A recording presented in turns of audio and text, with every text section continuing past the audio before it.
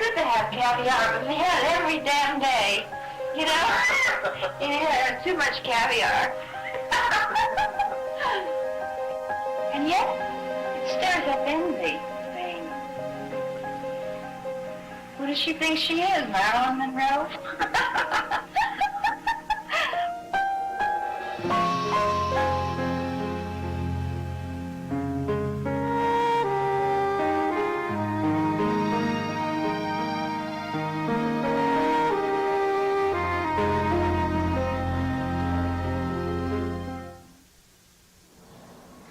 I arrived at Marilyn's house in Brentwood, which is just outside of L.A. I pressed the doorbell. My heart was pounding because I absolutely had no idea what to expect. When her housekeeper opened the door, I was amazed. In front of me was a virtually empty living room. There was nothing in it but a couple of chairs. I put the tape recorder on the floor and was kneeling down trying to get it to work. Suddenly, in front of me, I saw yellow slacks, and a voice said, "Is there anything I can do to help?" And so that's the way I met Marilyn Monroe, on my knees. She looked great. She'd had her hair and makeup done, but she was clearly troubled. And I saw a roller coaster of moods, intensity, a lot of anger and sadness, as we discussed how her life had been changed by fame. What has Marilyn Monroe got that a million other women have and prefer not to show? I think it's wonderful. I think it's wonderful, wonderful, wonderful. Fame and happiness, it seems to me, is certainly temporary and a partial happiness. Or a waif. And I'm not calling myself an orphan, but I was brought up a waif.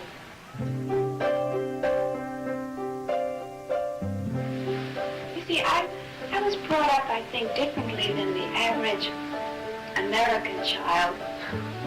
Because, no, but the average American child sort of, you know, like to be happy, you know. I mean, to be happy, that's it. Gee, happiness wasn't anything I ever took for granted. I loved to play. I didn't like the world around me too much because it was kind of grim.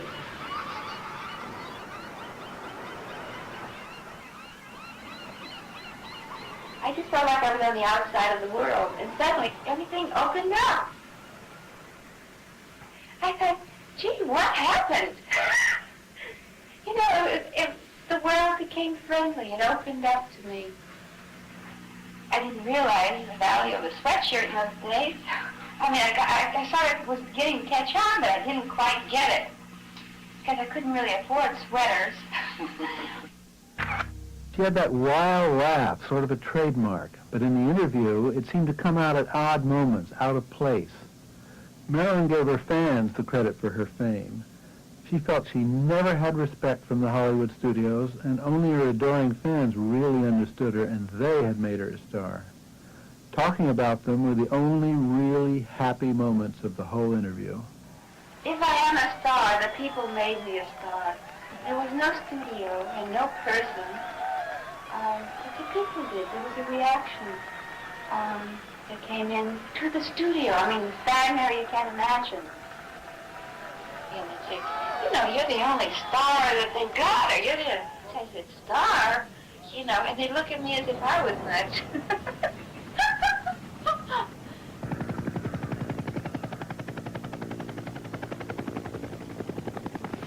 Gee, I never felt I had an effect on people until I guess I was in Korea. I don't think until then, really, because studios that I worked with always said, remember one thing, you're no star. Sometimes people want to see if you're real. They kind of look to you, towards you, for some kind of, something that's, I guess, away from their everyday life. I guess you call that entertainment, huh? And we all lose that sound in the end. Yes, I often say, before don't lose that day, diamonds are a girl's best friend.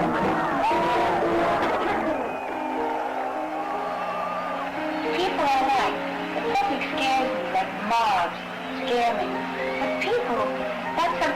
trust. Coming out of my apartment in New York, 57th Street, when I come out of the door, they say, Marilyn! Hi! How do you feel this morning? To me, it's an honor. Marilyn was ambivalent about being a sex symbol and ambivalent about the press who would reinforce that image. They had delivered the audience to her, but she still didn't trust them.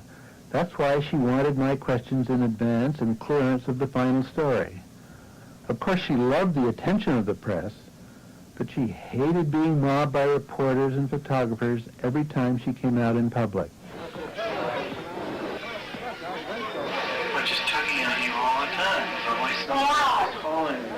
They are, and I don't want to sound paranoid, but they are.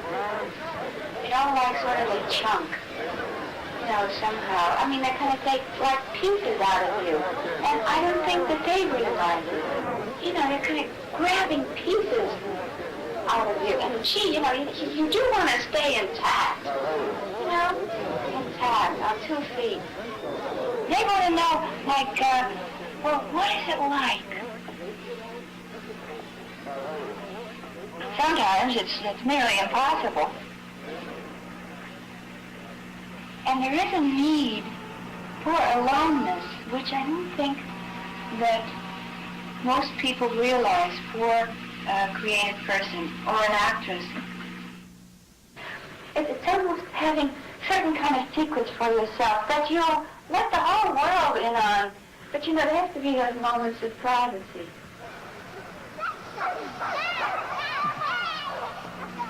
I used to laugh so loud, so gay. I would ask the boys, I said, can I ride your bicycle now? And they said, sure. And then I'd go zooming, and I start to walk in the wind, riding down the block, laughing,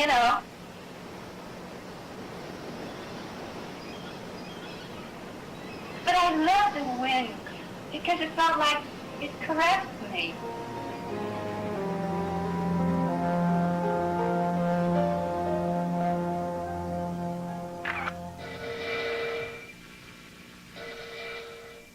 Marilyn only got a couple of phone calls during the entire interview, and once when the phone rang, Marilyn told her housekeeper, "If it's an Italian, tell him I'm not here."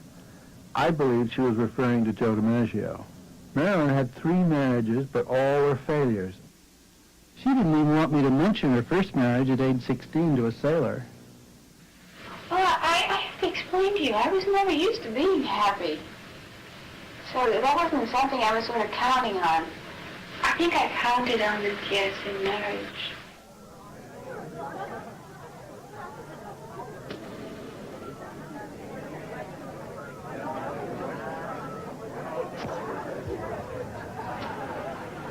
When I was very young, and I used to love to play house.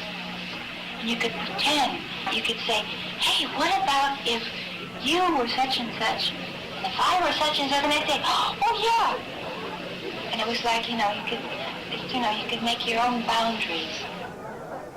Joe didn't come along with you, huh? No. Did he see you off in Hollywood last night? Oh, yes. Do you expect to return with him to the World Series? I wish I could, but I'll be finishing this picture when the World Series, yes. I've never seen the World Series, and I would love to, but we just can't seem to put the schedule together. Miss Marilyn Monroe and Joe DiMaggio are presently having domestic difficulties. All I can say very plainly is that this is what we would say is a conflict of careers. And I used to get the feeling, and sometimes I still get it. I think, gee, sometimes I think I'm fooling somebody. I don't know who. Maybe myself. Maybe others.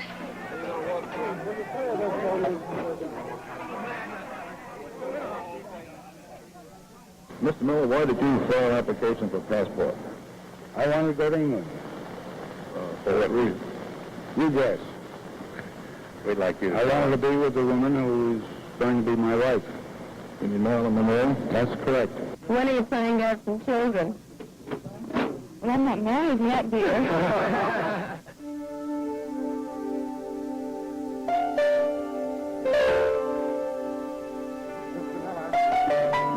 What's that? Come on now, Arthur. Cheese and tea. Got it? Now we did. Come on, Arthur. Anyway, you see why I couldn't have just been a housewife. I've had too many fantasies. You know, I mean, I have feelings sometimes. There are some days when there are certain things that, gee, I think, gee, oh, if only I were a cleaning woman. On the way to the studio, see somebody cleaning or, you know, I think, oh, that's what I'd like to be. I guess I'll settle for what I am.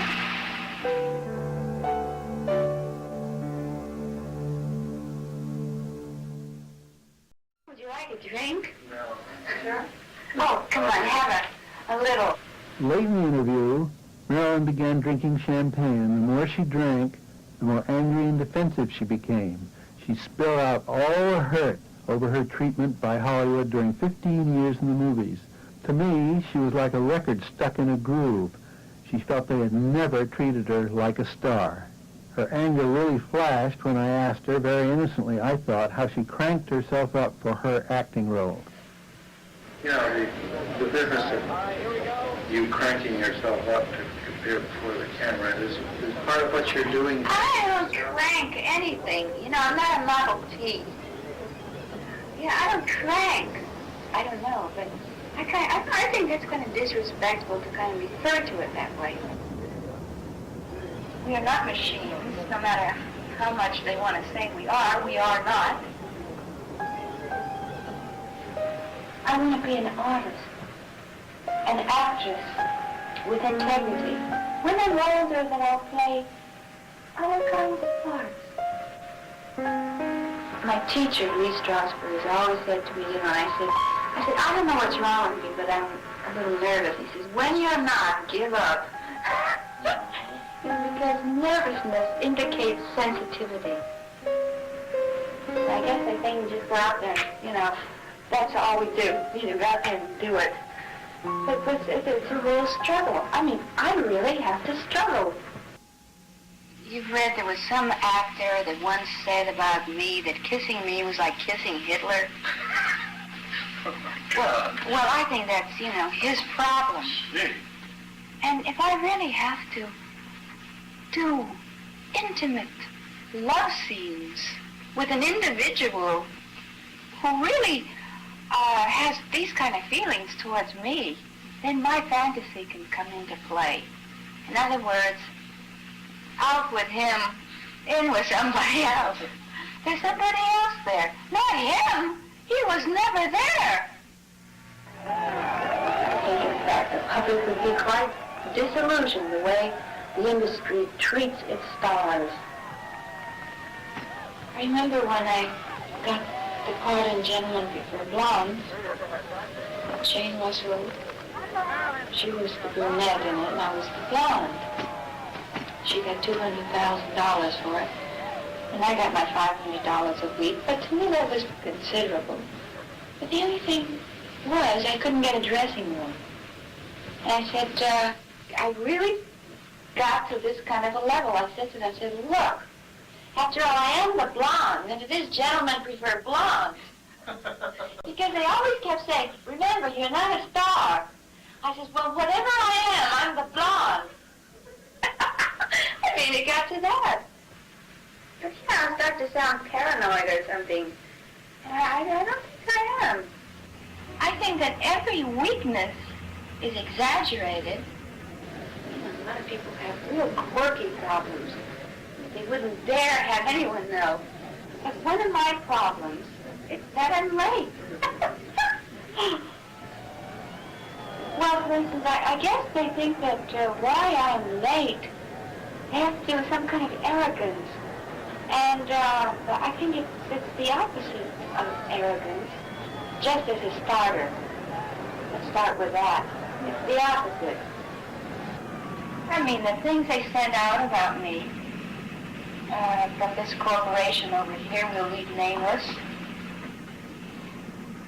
And I've never lost sight of the fact that I am not at a studio at any time for discipline to be disciplined. If you have a cold, how dare you have a cold? I mean, the executives can get colds and stay home for, forever and phone it in. But how dare you get a cold?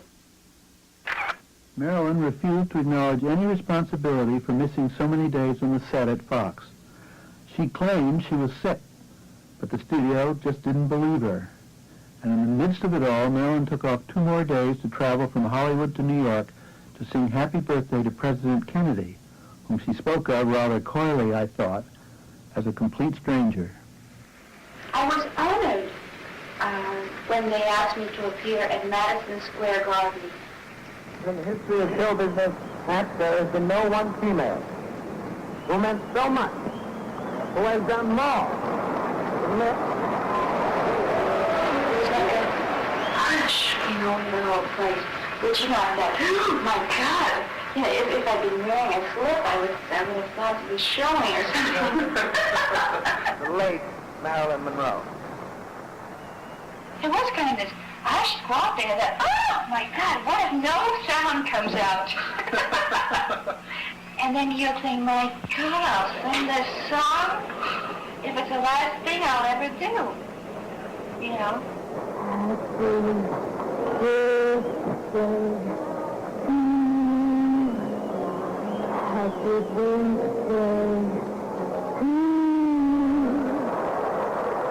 Happy birthday. Happy birthday, Mr. President. Happy birthday to you.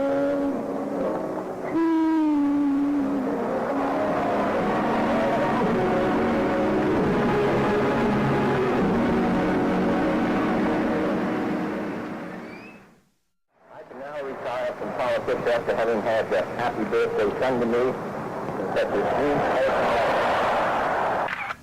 Less than 3 weeks later, Marilyn was fired from Something's Gotta Give.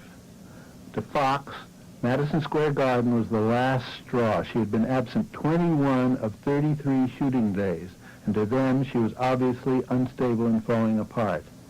Marilyn was exhausted. She had drunk a full bottle of champagne, and she had barely eaten anything. And she continued to paint herself as the victim. Fame is also a burden. An industry, I don't think, should behave like, let's say, a mother whose child maybe has, let's just say the worst is run out in front of a car. So what do they do to the child? But instead of clasping the child to them, they start beating up on the child. They feel that it gives them some kind of a privilege to walk up to you and say anything to you. So at least it's something that, let's say, I experienced. So it's not just that, okay, fame will go by. So long, I've had you, fame. If it goes by, I told you it was fickle. I don't know if this is going to come off on tape, but I know what I mean. It's just been great. Well, I hope we got something here. But please don't make me look like a joke.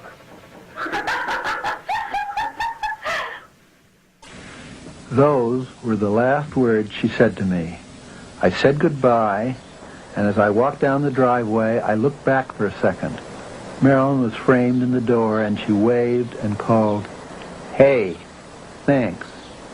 I went back to New York and wrote the piece, and it appeared in Life magazine in the August 3rd issue. On August 5th, the phone rang.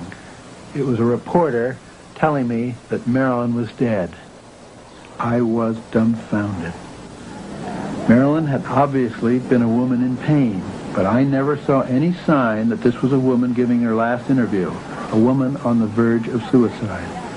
In the 30 years that have passed since then, I've listened to those tapes a dozen times to see if I somehow missed some clues.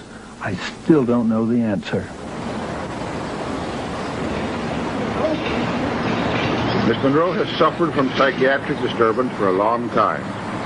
Mood changes were abrupt and unpredictable. In our investigation, we have learned that Miss Monroe had often expressed wishes to give up, to withdraw, and even to die. On more than one occasion in the past, when disappointed and depressed, she had made a suicide attempt using sedative drugs.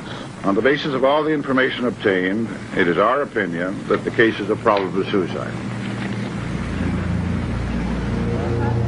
Marilyn Monroe, Hollywood's most flamboyant blonde since Jean Harlow, went to her tomb in a plain dress today, following simple funeral services attended by only a handful of friends and relatives. Marilyn's body was dressed in a plain green dress of a light shade, which she obtained in Florence, Italy. She lay in solid bronze casket, lined with champagne-colored velvet. Marilyn Monroe has found surcease from the many personal sorrows that afflicted her life, both private and public. Her resting place, not too far from the movie mills where she began her meteoric rise to stardom.